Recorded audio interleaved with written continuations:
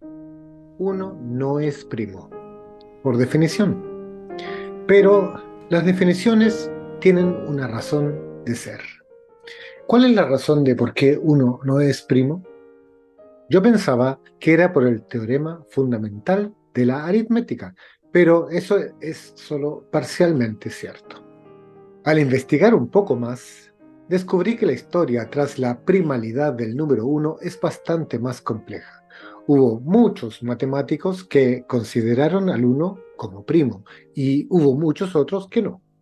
Y recién en el siglo XX se llegó al consenso de que uno no es primo. En este video te explico brevemente todo esto. Uno de los primeros que definió qué es un número primo fue, por supuesto, Euclides. En el libro 7 de los elementos aparecen varias definiciones acerca de números. Entre ellas están las siguientes.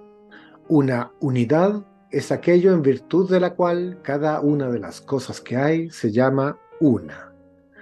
Un número es una pluralidad compuesta de unidades.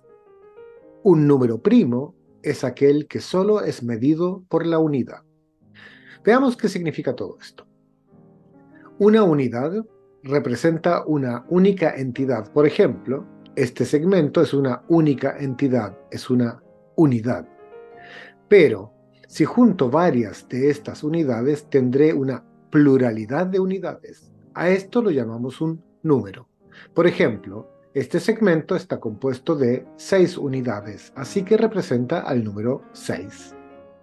6 lo puedo medir con 6 unidades, pero también lo puedo medir con 3, número 2, y también lo puedo medir con 2, número 3. Por lo tanto, 6 no es un número primo, pues se puede medir con otros números además de la unidad. En cambio, 5 solo se puede medir con la unidad, por lo tanto 5 es primo.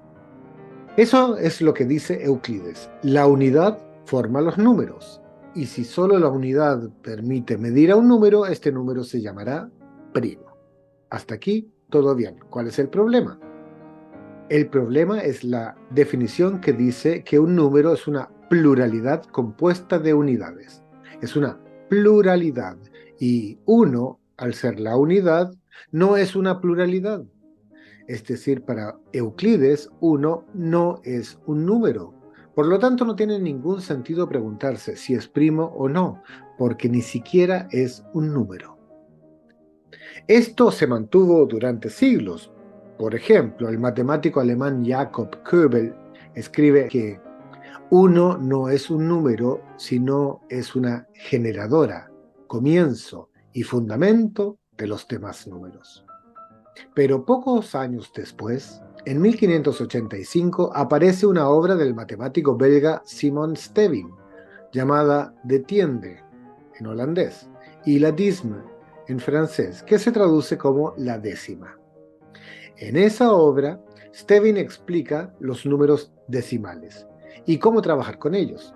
Y en esa explicación argumenta que el 1, entre otros números extraños, debe considerarse como un número. Esta obra cambió la matemática para siempre. Ahora que uno empieza a considerarse un número, tiene sentido preguntarse si es primo o no. Y hubo muchos a favor y muchos en contra. Pero que uno fuese o no primo no era algo importante per se, y cualquiera fuese la definición, en ese momento hubiese estado bien. Pero por la misma época en que Stevin argumentó a favor del número 1, empezó a cobrar importancia la factorización de números.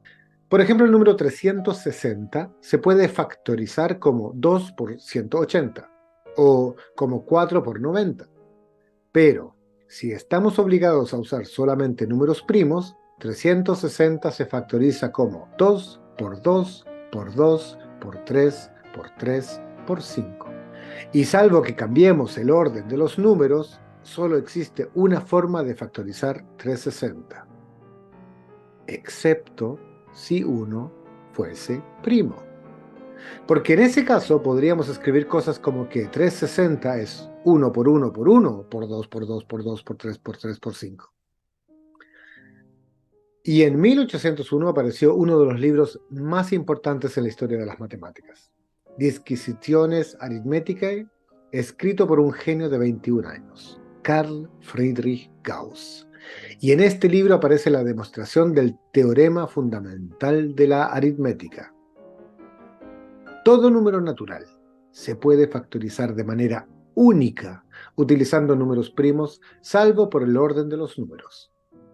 Pero si definimos 1 como un número primo, vamos a tener que hacer ajustes a este teorema y a muchos otros, de manera que lo mejor es definir que 1 no es primo.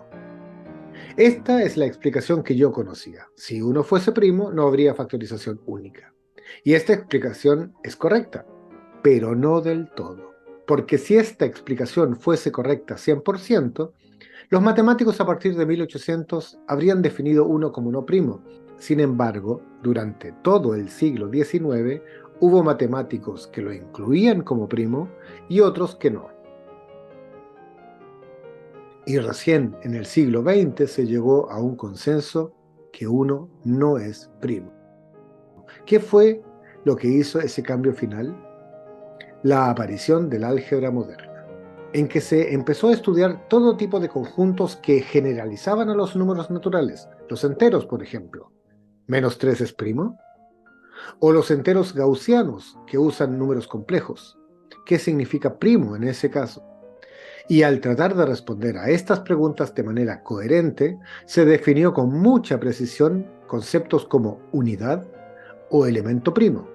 Y para que estas definiciones fueran una generalización coherente de los números naturales, 1 no podía ser primo. En resumen, hasta el siglo XVI, 1 en general no era considerado como un número. Con la obra de Simon Stevin, 1 empezó a considerarse como número y por lo tanto tuvo sentido la pregunta si era primo o no. Con Gauss aparece el teorema fundamental de la aritmética, que establece que un número se puede factorizar de una manera única, utilizando números primos. Esto excluye al uno de los primos. Y generalizaciones posteriores establecen el consenso. Por definición, hoy en día consideramos que 1 no es primo.